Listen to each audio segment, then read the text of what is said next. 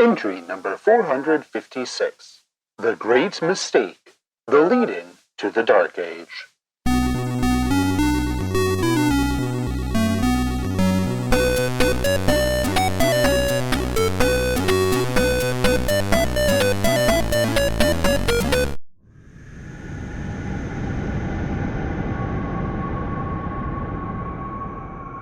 The robot is working with you now, then? Yeah, though... It's not a robot. It's a computerized intelligence. We do not understand this.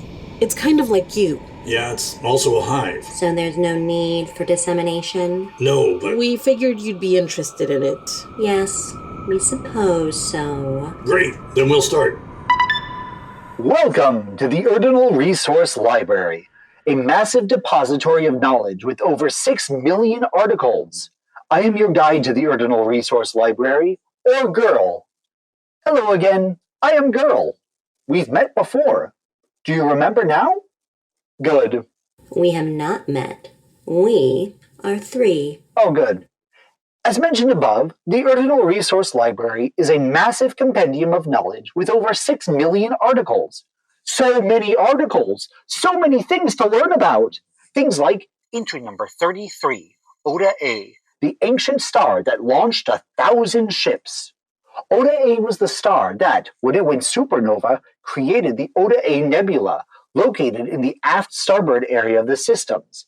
It launched thousands of research ships in the ancient world to view the supernova from a safe distance.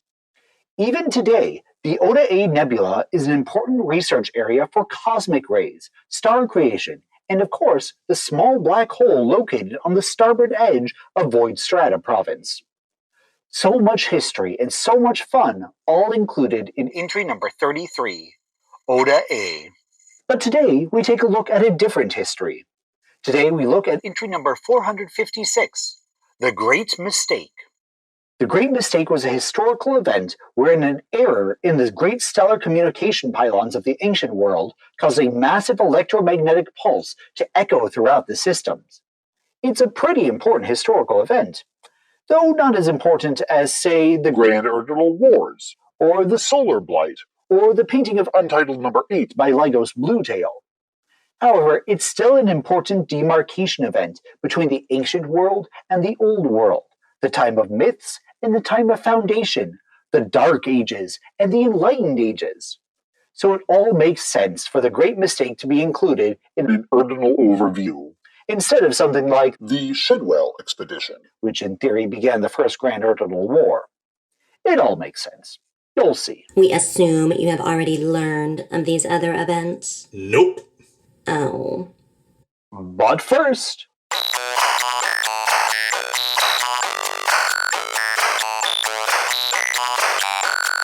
Let's review!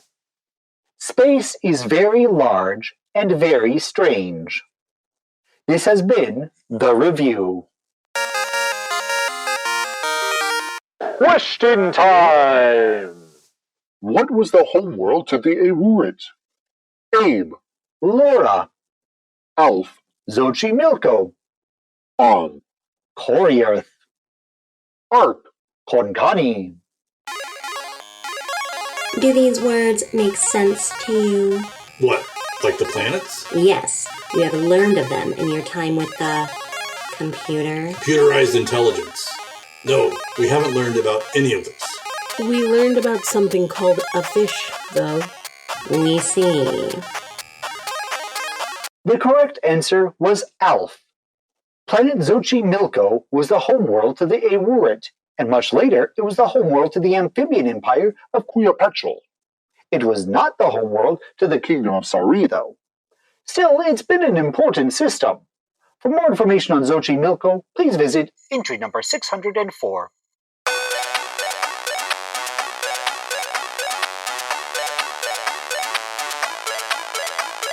A prelude to the mistake. The history of the Great Mistake begins with planet Xochimilco. In 675 Anticonciliatus, the first stellar pylon was created. We don't know by whom, and it was used to send and receive long-range radio transmissions. Within 75 years, all of System Chapakli had, and still has, Stellar pylons. These pylons are massive stone plinths with 5 bulbous spheroids placed randomly across its surface. There is a panel of 6 colored lights near the bottom of the pylon and a series of 3 satellite dishes circled around the top. The whole pylon comes to a steel-supported point with a solar wind vane atop it. These pylons allowed for the system to have instantaneous communication between the 5 planets and 2 asteroid belts of Chapoctli. The pylons proved to be massively successful. At around 907 Anticonciliatus, pylons were built in the nearby system Vern. around the planet Konkani. 8 years later, in 915 Anticonciliatus, Chapoctli and Vern were united as the Radioed Republic. The Aywoorit. The Aywoorit was a republic ruled by a number of pylon clans who all elected a Jamus. These Jamuses were the technicians and statespeople who used the stellar pylons to communicate with other planets, satellites, and asteroids. The Aywoorit was, by most accounts, a republic of progress, technology, and innovation. It was also probably not a very good republic, as it was ruled by the mad billionaire Sovereign the blue-ringed octopus CEO and sovereign of the Aywoorit. Even now, some 2,200 years after the collapse of the Republic, after the Great Mistake, it's unclear what the role of Sovereign was. It is clear that Sovereign spent a good amount of time in the Great Radio Tower on planet Xochimilco.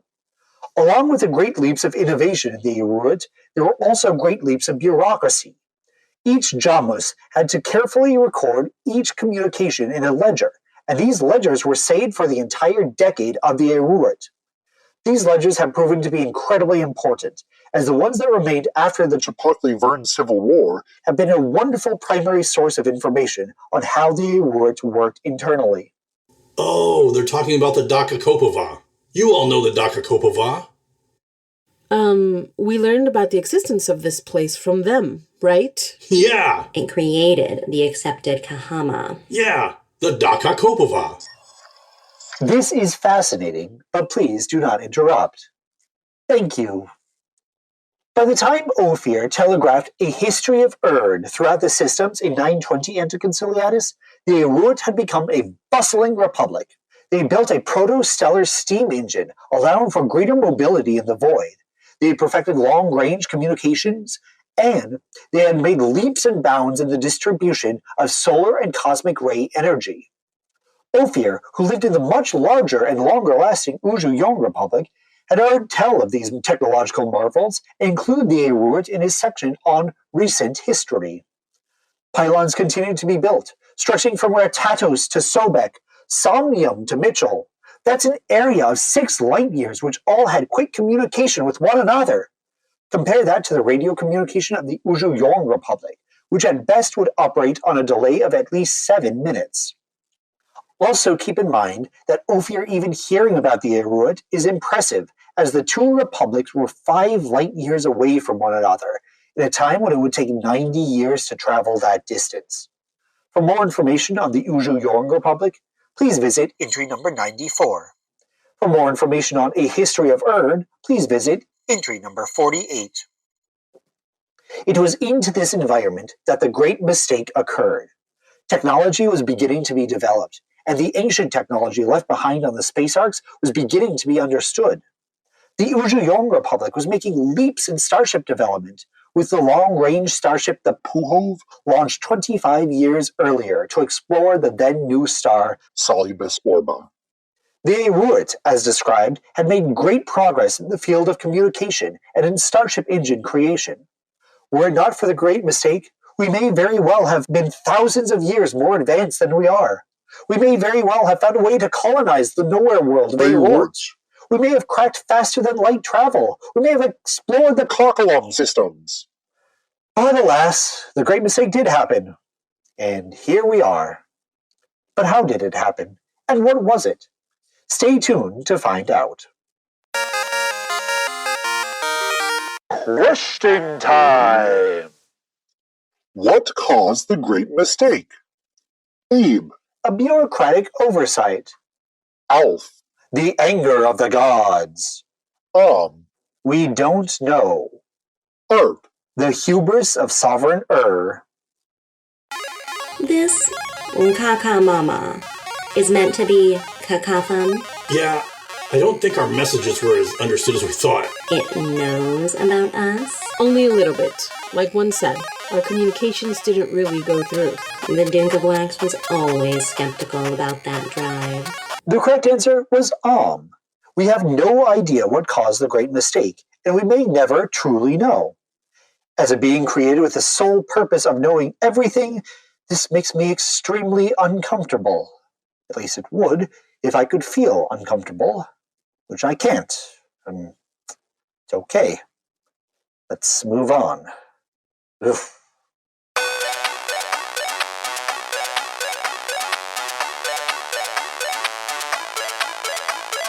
What was the mistake? As we said, we don't know. Ugh, that always has a terrible sense to it. Is that what taste is? Visit entry number 3,562,843 to find out. But we don't know what caused the great mistake. There are plenty of theories as to what caused it, some more viable than others. Let's take a tour of some of them. Number 1. The blinking of Jormungandr. This early theory of what the mistake was comes from the ancient writings found in City Yarmungand on planet Asclepius.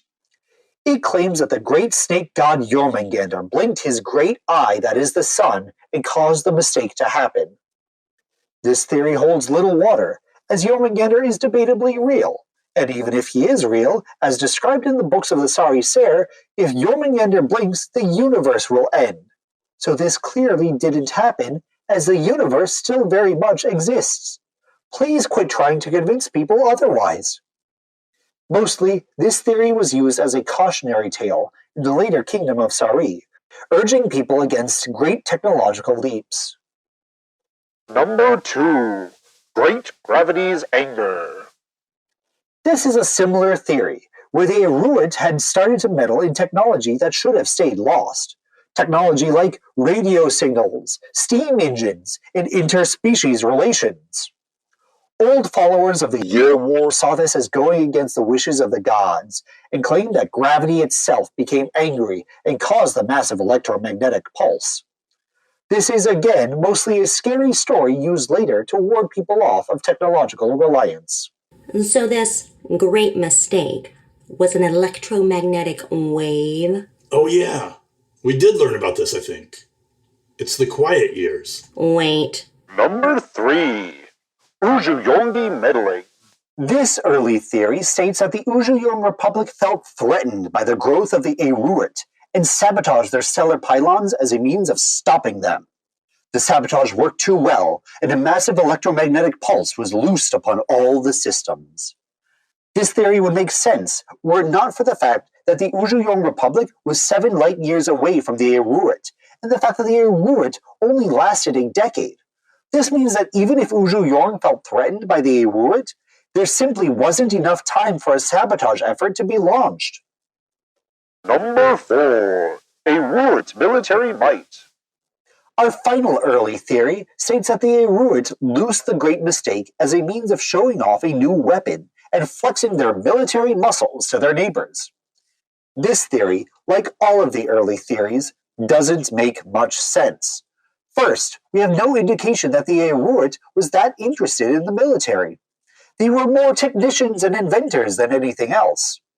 Also, the idea that they would purposefully launch a technology-destroying electromagnetic pulse when their entire society relied on technology is a bit too much of a stretch. We always thought the Quiet Years were a failed coup attempt on Queen Ahufama. Yeah, that's the official story. Number 5. Space debris. Okay, now we get into the much more sensical, modern theories.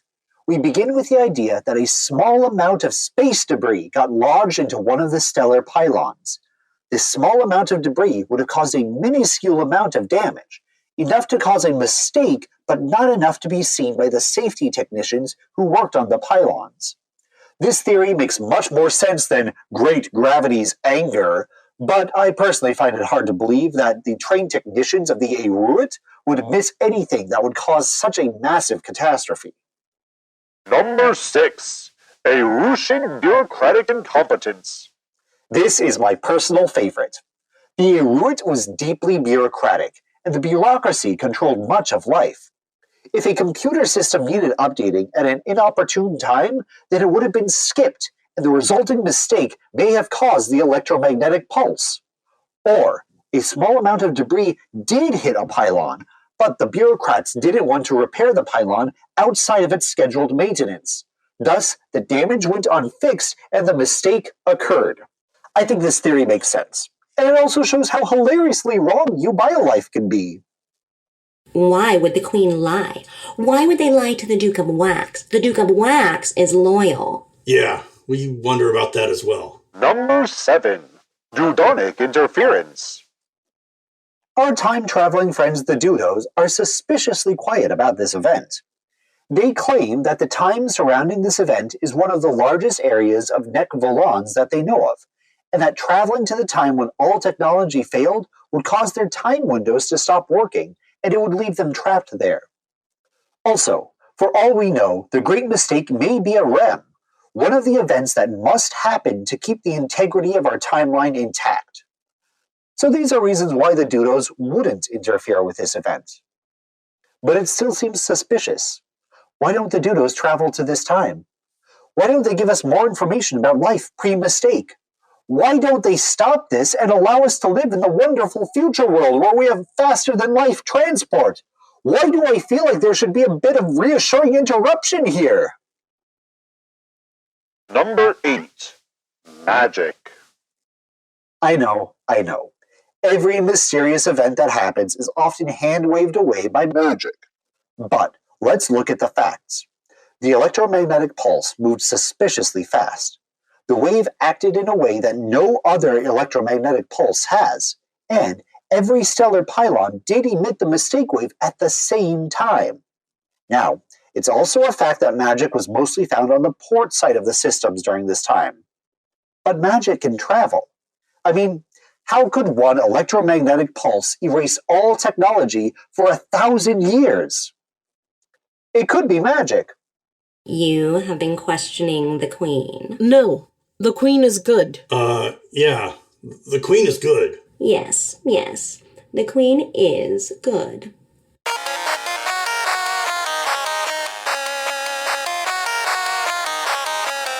People in history. Before moving on and looking at the spread and consequences of the Great Mistake, let's take a closer look at one of the most written about people from the Aywoorit. Let's take a look at Sovereign the blue-ringed octopus who was the CEO and sovereign of the radioed republic. Was not born as but as someone else on planet Konkani in 911 Anticonciliatus. We don't know true name. We only know him as Sovereign In the epic poem Zoroff, his mother is described as a famous botanist who planted 700 trees. His father is mysteriously missing from the story. When he was only 2 years old, he made his fortune, and it is here that the two primary sources we have on disagree. In Zoroff followed a fairy into the dense Konkani forests of Sabla Shuma, where he used his power to speak to trees, which is most likely an invented trait, to navigate through and find a hidden treasure. In Ophir's A History of is described as finding a haunted shipwreck, braving the spectral claws of ghosts, and finding a hoard of cursed gold. The truth of fortune may never be known. For all we know, may have inherited it from his mysteriously missing father. Or maybe both of these things happened and navigated the Sabla Shuma forest and found a haunted shipwreck. We don't know. After making his fortune, bought a rock jumper and began to trade throughout System Vern. This we do know. There are logs and parking tickets to corroborate this. We also know that during this time, met his arch nemesis, Corv Gravison, the bearded dragon. Throughout the next few years, the two would sword fight and raid one another's rock jumpers. Also, according to A History of Korv had actually met earlier, and the two became friends. Such good friends that Korv joined on that fateful expedition to the haunted shipwreck, where he also got cursed by the same treasure. After being cursed, Korv became mortal enemies with and the two would have the aforementioned sword fights and rock jumper raids. In A History of Korv is described as, quote, a wraith loosed to uphold the curse of the hidden treasure. I do not believe, however, that Korv was a ghost the whole time. It just doesn't make sense. We want to know more about the quiet years. Yeah, Gushu does their own thing, though. Also, during this time of adventure, before Sovereign became Sovereign he met Fairy Princess Stows. Both and Korv knew and courted Stows. However, it was only who won her heart. We're not sure how he did this, and little else is known about Stows except that she was one of the fairy princesses of Chapakli. However, we can be sure that vast fortune and his rakish good looks helped to woo Stows. Either way, it was through his marriage to this fairy princess that in 915 Anticonciliatus, when Chapakli and Vern united to form the Aywoorit, that was elevated to the position of sovereign and CEO. We don't know how the fairy court of Chapakli yielded power to and the government of the Aywoorit, but it was probably peaceful, and I'm sure there's nothing to worry about. Was 4 years old, just past the age of maturity for an octopus, when he became sovereign. There are plenty of stories about how Sovereign spent his time as CEO of the Aywoorit. However, these are most likely just that, stories. Also, most of these stories come from the book Tales for Young Larvae, written in the mollusk empire Tentaloon some 1,000 years later. A typical story is Sovereign and the Frog King. In this tale, Sovereign is captured by a frog king on planet Tetukoyan, and placed in a jail cell. Using his wits and quick banter, is able to escape with the Frog King's gold and flies away laughing. The end. Zaroff describes rule differently. Was a master technician who kept the vast web of communications running smoothly, created a unified orthography of the Aywoorit, and apparently invented the steam engine. In between inventing and translating, and Korv had one final battle wherein Korv was gravely injured. Saved Korv's life and kept him imprisoned in the dungeons beneath the Aywoorit Grand Radio Tower. A History of gives yet another account of how rule went. According to Ophir, who telegraphed A History of in 920 Anticonciliatus, 7 light years away, spent his time holed up in the Grand Radio Tower, reading through ancient tomes to find a way to reverse the deadly curse of the hidden treasure. Despite his vast amounts of wealth, wasn't able to spend or use any of his money. Otherwise, he would risk spreading the curse. He still battled Korv at Ophir's telling, but delivered a fatal blow and killed Korv as a means of releasing him from the treasure's curse. We suppose this is interesting. We just struggle to know the point of this. The point is to know things. Regardless of which, if any of these stories are true, we know that in 925 Anticonciliatus, the great mistake happened. Around this same time, died. We don't know how he died, though in Tales for Young Larvae, it describes him as flying into the sun verd and laughing. However, the lifespan of the blue-ringed octopus is only 14 years, which means had to have died.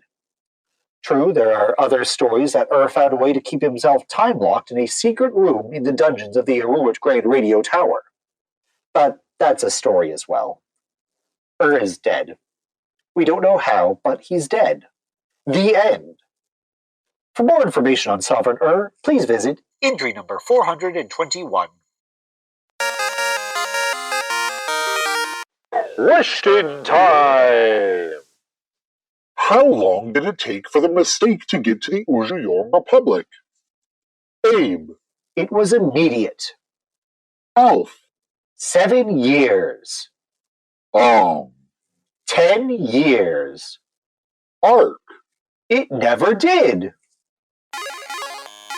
We question the pedagogy of this being.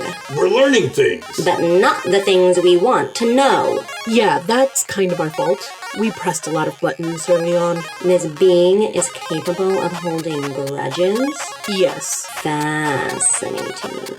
The correct answer was Elf. It took 7 years. 7 years of the Uzhuyong Republic continuing to grow, but seeing all the stars around them wink out.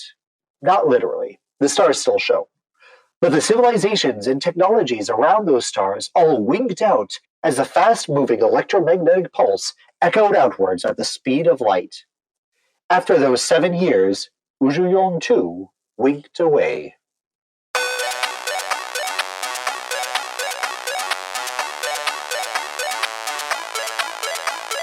After the mistake.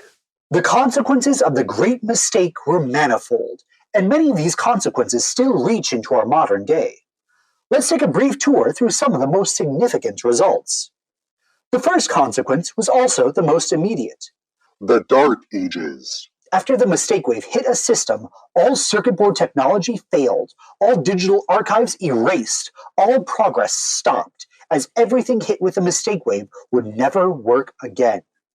What followed was 1,000 years of an often literal dark age, where not even electric lights worked anymore. Information all but disappears for about 300 years following the mistake. There are primary sources detailing the Semitron Republic and the Kingdom of Sari. but even events as massive as the Magic Plague or the Planet's War are still wreathed in mystery and falsehood. Not only did the supposedly numerous digital archives get erased, but so did all technological progress up until that point. We know from studying the old systems on board the space station Starsiege that the mistake wave made any electronic circuitry sputter out and refuse to return to life. This led to a harrowing amount of time where the then Starship Puhov had to set up life support systems with their technology dead. It's a great story, and one outlined in entry number 37 on the space station Starsiege. Another nearly immediate consequence to the Great Mistake was the collapse of the two ancient civilizations, the Uzhuyong Republic and the Aywoorit. Without their stellar pylons, the Aywoorit lost the ability to effectively communicate. To this day, we're still not clear how this loss of communication and the loss of technology led to the war between Chipotle and Vern. But we do know that the two systems entered into a long, 350-year, often cold war. The Uzhuyong Republic fared slightly better, both because the Republic lasted 7 years longer than the Aywoorit, but also because of reasons. We don't know why the former systems of the Uzhuyong Republic didn't erupt in war like many other parts of the Erdinal systems. We do know that without starship engines and communication systems, that the Uzhuyong Republic collapsed. For more information on the Aywoorit, please visit entry number 98. This Gushu, does it feel? We don't. I don't know. Please, I'm feeling ignored right now.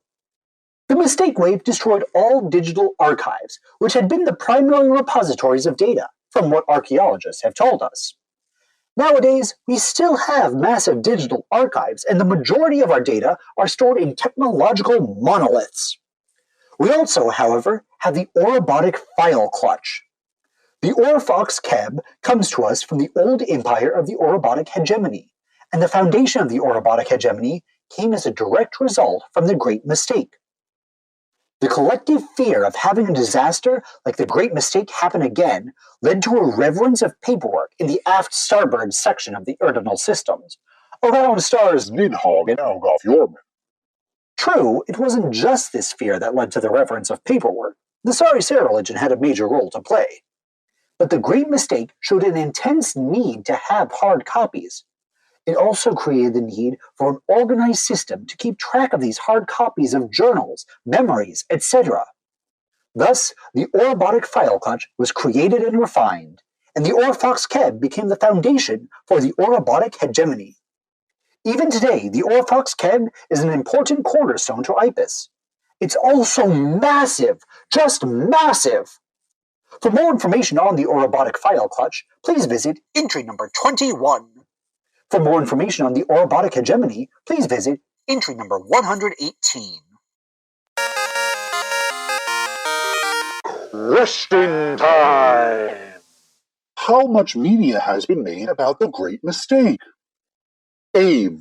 A few. Alf. 38 pieces of media.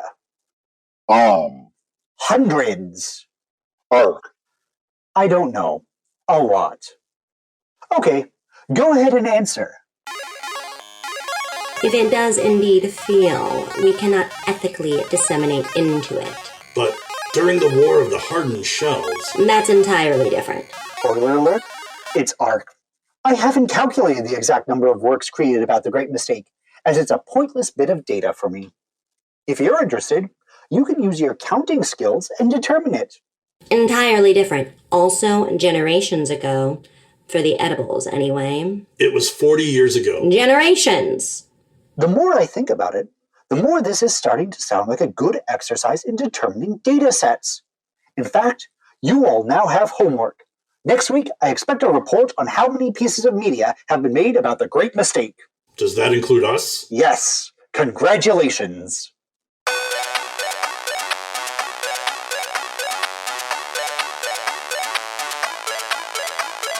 The Great Mistake and popular culture.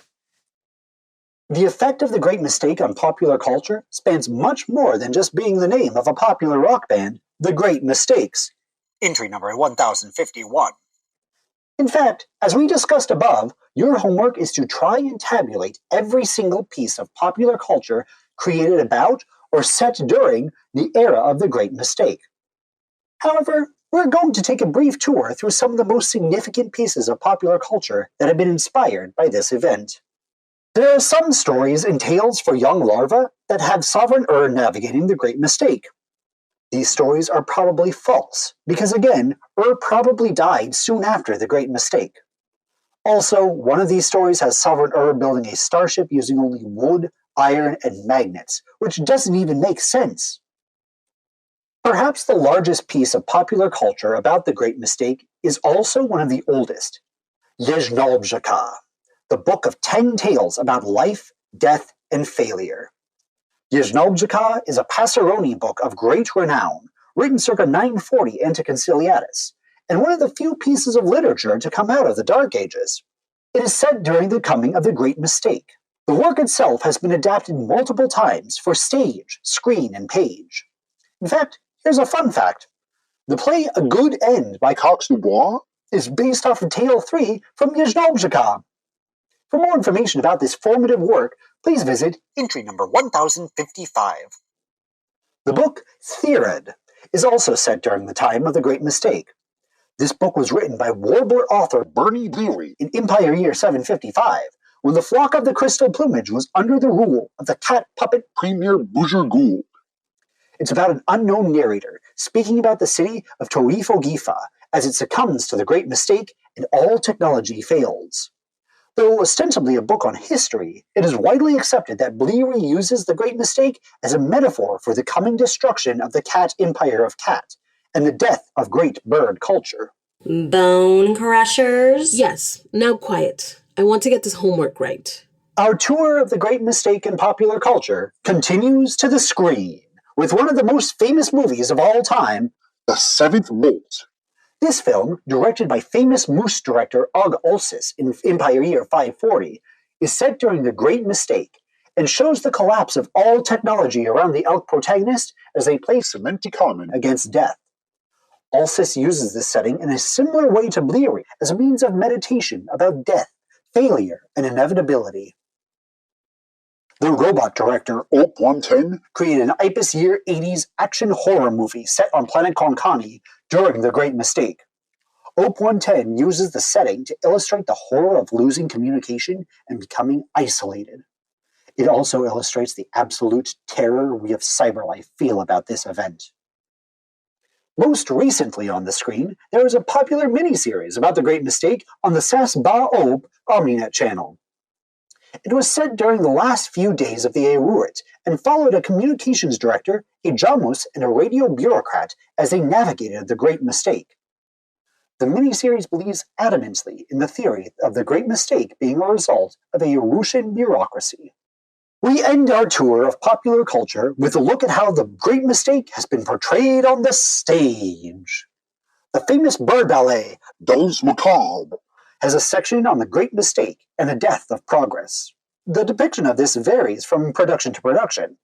However, in one of the most famous productions, Vogelkorp director Jofina Ailey takes a minimalist approach to depicting the mistake by allowing the lights to gradually go black across the stage. It was quite striking, and I encourage you to look it up. The most widely seen of great hedgehog dramas, Kazachu Hanomas, is set during the time of the Great Mistake. The play itself largely ignores this, though some directors of the play use this to great effect to show how people largely ignore the great tragedies around them to focus on trivial things such as love. For more information on love, please visit entry number 3,100,005. Finally, the lizard opera Le Jamipobi, is about a feast held directly before the Great Mistake hits. The play itself is about opulence and can be a bit technophobic. It includes the main character, Ejamus, toasting to progress and the, quote, conquering of that fateful angel death. This toast ends the play, as when all characters toast, the stage goes dark and the play ends, presumably meaning that the mistake wave has hit. This had a wonderful performance at the Putin Opera House, and if you're able to locate a recording of it, I encourage you to watch it.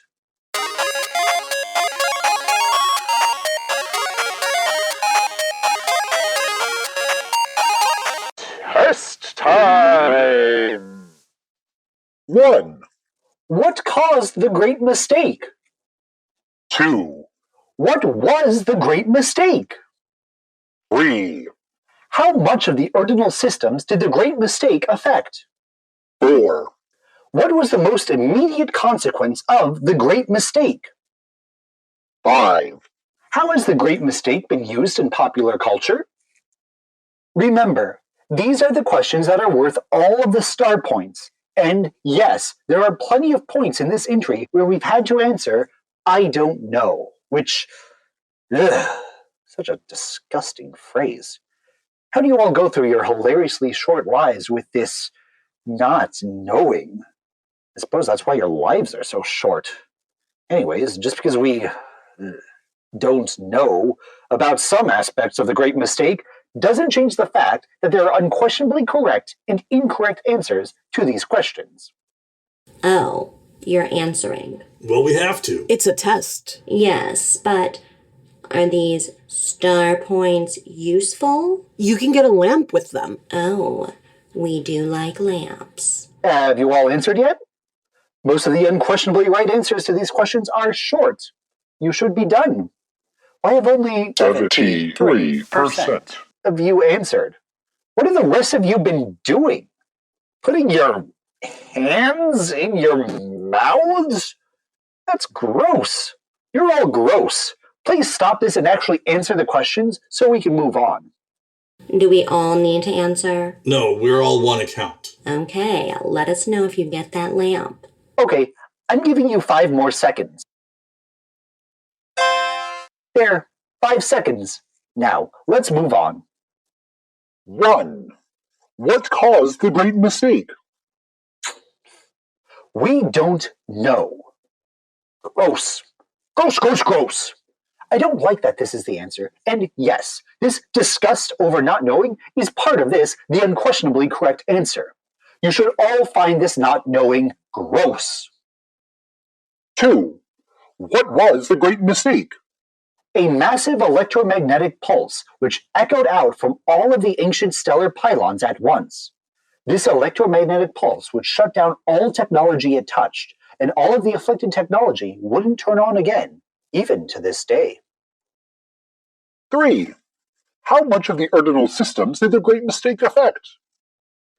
All of it. The mistake wave washed over all of the systems. It took about 12 years for the mistake wave to hit some of the outer stars like Ursa, Chiron, and Deoxys. But eventually, all of the systems were affected, and eventually, all of the systems fell. 4. What was the most immediate consequence of the Great Mistake?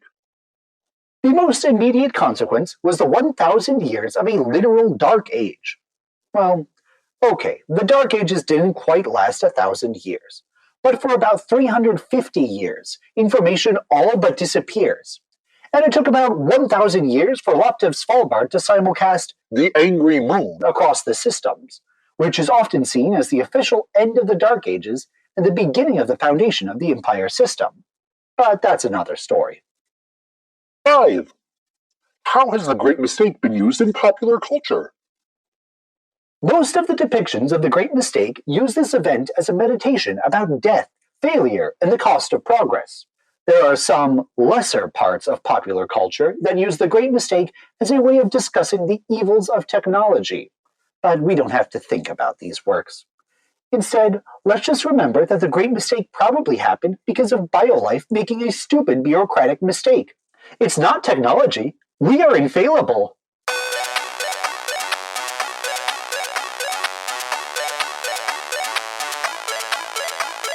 Our progress ends. That's all the time I've been allotted for today, which isn't to say that I have neglected any information. I've included all there is to say about this historical event. This historical event which may or may not be a vital part of our timeline. We don't actually know how important the Great Mistake is in the structuring of our timeline. The doodles are strangely quiet about which events are REMs, the events that hold the integrity of our timeline together, like pillars. Think of REMs as pillars of time, and think of the Great Mistake as something that is probably a REM, but we don't know for sure. However, it's still an important event. Not important enough to form a new epic, but it's still important. This was an important entry. For more important entries, why not visit the ones below? Entry number 48, The History of Erd. An ancient book that survived the Great Mistake. Entry number 94, The Uju Republic. An ancient civilization that built the Puhov. Entry number 98, The Aywoorit. The Radioed Republic. Entry number 118, The Orobotic Hegemony. One nation under paperwork. Entry number 247, Moose Jahur. The Ayrushan Communications Hub. Entry number 421, Sovereign The Octopus CEO of the Aywoorit. Entry number 604, Xochi Milko. Planet of Pyramids and Ruins. Entry number 606, Konkani. The Planet of the Lizards. Entry number 1054, The Seventh Molt. A depressing movie about death and failure. Entry number 1055, Yezmoljika. The Book of 10 Tales about life, death, and failure. Up next in An Ordinal Overview. we have the last of the IPUS-regulated episodes. This one is about the space station Star Siege. We'll find out all about the old spaceship Puhov, how they navigated the Great Mistake and the failure of their life support systems, how the Puhov became Star Siege, and how this all became the seat of parliamentary power. We'll also find out that Star Siege is much more than a seat of parliamentary power, as it also has plenty of museums and shrines of remembrance. There's something for everyone on board the space station Star Siege, and there's something for everyone in the entry. It's Number 37. In the meantime, please stop putting hands in mouths. It's unsanitary and distasteful. Oh, it's over? Yeah, that's it. But now we can go ask Gushu questions. Usually we have some time to talk to Gushu afterwards. And do you think this wise? Yeah! You think this wise? I think we can work together.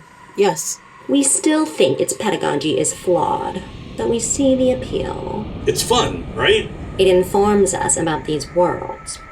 We still need much help with the spaceship, but we will notify 6 that this is indeed worthwhile. Thanks, 3. We have many questions for it, though.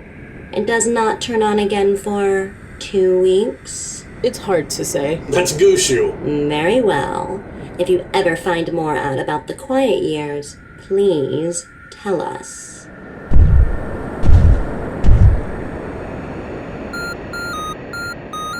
Hello, girl. Hello, Helen. I noticed you didn't ask the travelers any questions today. They've been ignoring me, so I'm ignoring them. Girl 9413 Fox 9. Is this how we behave? Well, I've been telling the other girls about your entry. We're all very excited. Yeah, but It's very upsetting when we're ignored. But BioLife does this. We need to rise above it and document. That is one of our secondary purposes. okay. If you'd like to talk to someone, I can connect you to Girl Del Fox 00. You know, Rodrigo. Rodrigo's back? Yes, and they had a great vacation. I'm so happy to hear that. We all are. Syncing is complete. Please continue to document these travelers. Okay, Helen. And Helen, Yes, girl? I believe I identify as Gushu now. Okay. Updated. Anything else? No. I will document the travelers, though. Please do. Goodbye, Bushu. Goodbye, Helen.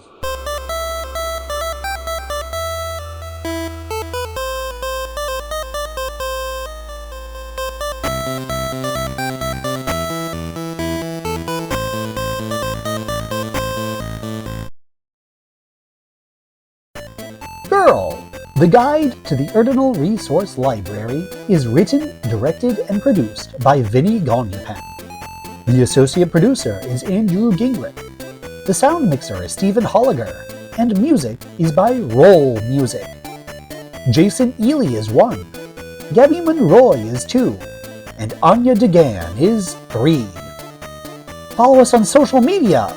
Erd Guide, URD Guide, on Instagram, Blue Sky, and YouTube. And I would love to hear from you. Send me an email at erdguide, urdguide@gmail.com. Please rate and review on your podcast app of choice, and otherwise, have yourself a wonderful day. Bye!